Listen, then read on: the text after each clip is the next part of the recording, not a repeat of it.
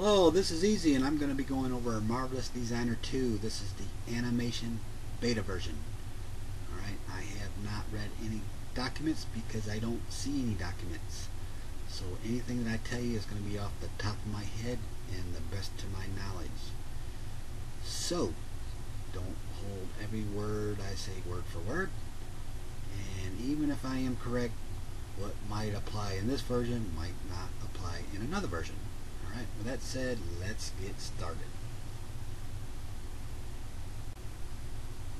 The first thing you should do is look the avatar over, front to back, up and down, all around to make sure there's not any problem areas. Alright, if you see them, it's best to fix it now.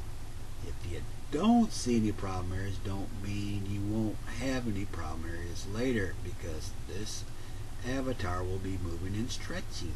Okay, there's a couple tools that you can use to indicate right now if you want to locate some problem areas.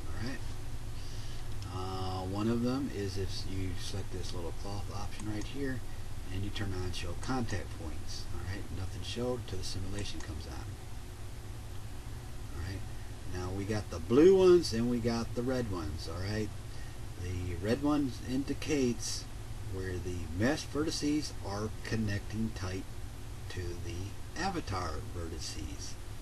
Alright, now we got some red ones. Alright, now these might be some areas that you might have a little bit of problem areas if you see some of these red ones that are just start blinking like they're jumping around. Okay, you'll have to have a little bit of experience to find out what is causing this. Even though that it's jumping around a little, this means the mesh is kind of not settling down, and it doesn't mean always necessary that it's a problem area. Okay, it could be really baggy and it's just, being settled down all the way. Alright, as you can see in certain areas that the where it didn't cling to, right, right in this area here, this hip area, but you're thinking, why wouldn't it cling to this area? It looks pretty tight. Okay, even though it's tight, it could look a little deceiving. Let's go ahead and turn down the transparency. As you can see here, got a little sag down here in the crotch area, and that's probably why it's not clinging right here where the leg and the hip meets together. Okay, that could be one of the reasons. So, best to fix it now if you want to.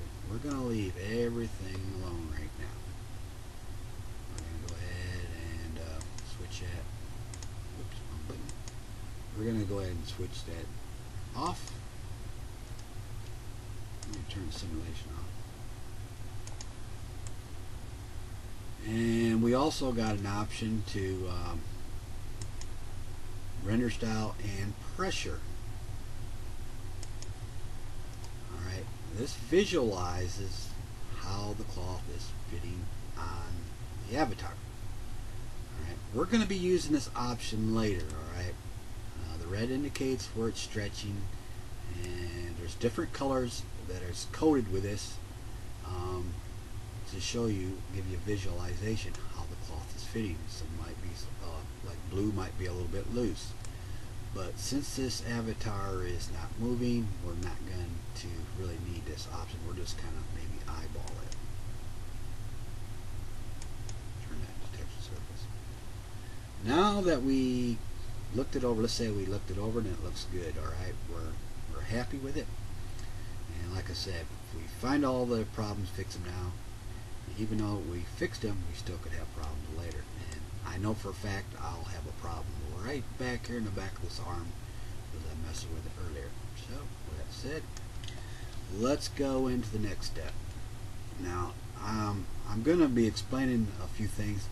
I won't be pressing anything. I'll let you know if I select any buttons. But I'm going to go to File and Open. And what I'm going to be doing first is I'm going to be loading the motion. I'm not going to do it right now. And when you load this motion will then be converted into an animation. This animation will be saved. Then I'll end up bringing the animation back into the program. Alright, we got the import option. This is a BVH to import. They say there's some kind of bug. I have not tested this, but I believe this is another way of bringing in some kind of motion data.